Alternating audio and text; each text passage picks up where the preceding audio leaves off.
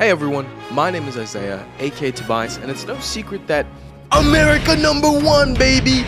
We make the biggest movies, the largest companies, the best economy ever! Don't let anyone tell you it's not, it is! And in terms of entertainment, America is mostly unrivaled, except for one industry: video game. For some reason, every win the American video game industry has, there's like 6 mega stinkers that just follow it up. Every time someone is complaining about modern gaming, it's usually us Yankees f***ing it up for the rest of us. But Japan's game output recently has just been unstoppable. What gives? We dominate everything else but games. Why is that the case? And why does it just seem like a recent thing? Alright, so rewind maybe like 20 years, and America's got movement. Look at these games. Most of these are contenders for some of the best games of all time. But recently, games feel like they were made by the most corpo-gelatinous ooze formula for the most profitable games. And these formulas don't even work. Half the time nobody buys it, and the next biggest flop in gaming history occurs until a couple months later when a different company has an even larger flop. These games that try to appeal to everyone just end up appealing to nobody. Imagine a movie that has to appeal to your great-grandparents as well as appealing to your little brother. You taking a shit? I guarantee you there is not much overlap. And the same problem exists in these modern games. Turns out, when you don't take a risk making a game, people don't take a risk spending $70 on cock. But especially in this most recent gen, these games are just so lame. Like eating butter on toast for breakfast every day. Wait, no, that's not that bad. Like eating an untoasted piece of Wonder Bread every day for breakfast and drinking a gallon of nails every morning. Like, yeah, sure, everyone knows what these things are, and they're probably in my house already, but I would much rather have someone take a more risky approach and make some nice Eggs Benedict with a homemade orange juice. Yeah, sure, that takes longer and less people will want to eat that, but it tastes so much better. Yeah, that was an awful analogy. I don't even think I'm putting that in the video. No. But no, instead, the average game is just this lazy, just slop. And they put so much money into these lame games, and then when they fail, they take even less risks next time. Less risks? That's like a ton to it. America's most popular game right now is just this homogenous vomit of American culture. Fortnite isn't popular because of its amazing game mechanics and diverse playstyles anymore. Every time someone mentions it now, it's because they shove in a bunch of bull that's popular right now before they move on to the next thing. No offense, but no games from back in the day were getting their big wins because they put Sabrina Carpenter in it.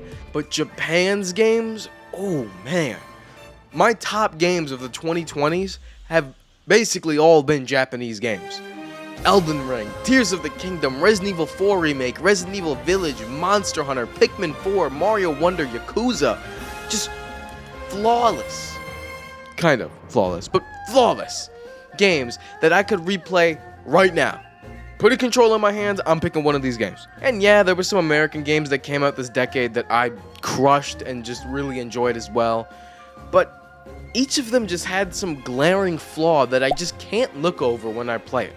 Like, I dumped probably 70 hours into Spider-Man 2, but like, something about this game's open world and the crime system and the story just feels inferior. I don't know what it is, but something about this game feels lesser and less impactful to me. I don't know. The era of American games rivaling Japanese games is over. But why? My guess would be cultures. Now I'm gonna make a confession, and I want full sincerity from everyone. I am not from Japan. I know. I was actually born here. So I may be wrong with some of the assertions I'm about to make, but at least from my point of view, I feel as if Japanese media values the creative minds behind the art, and America values the business minds who sell the art. With Japanese games, I can tell you names and backstories of so many directors and developers behind them. I'm just gonna do a sizzle reel kinda of Japanese developers I can name off the top of my head. Miyazaki, Eiji Aonuma, Shigeru Miyamoto, Hideki Kamiya, Masahiro Sakurai, Shinji Mikami, Satoru Iwata, Yoshiaki Koizumi.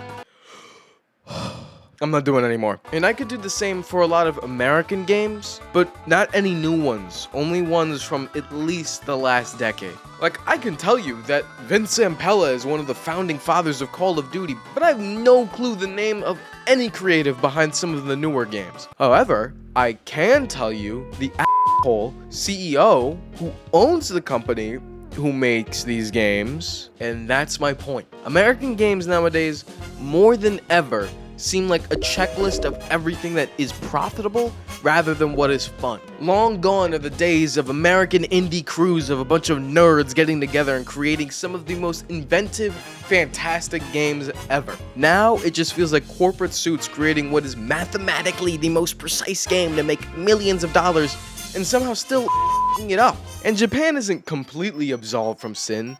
Nintendo, the biggest Japanese studio, is getting more and more corporate every year. Although there's an argument to be made that they were always like this. So you were always like this.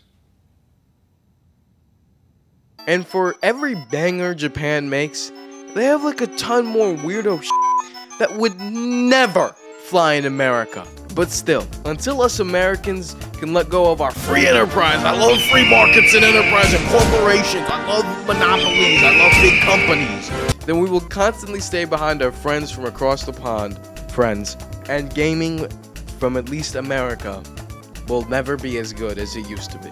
But SpongeBob, that solo's any anime ever made, and that's a fact. Don't even question it. I'm SpongeBob.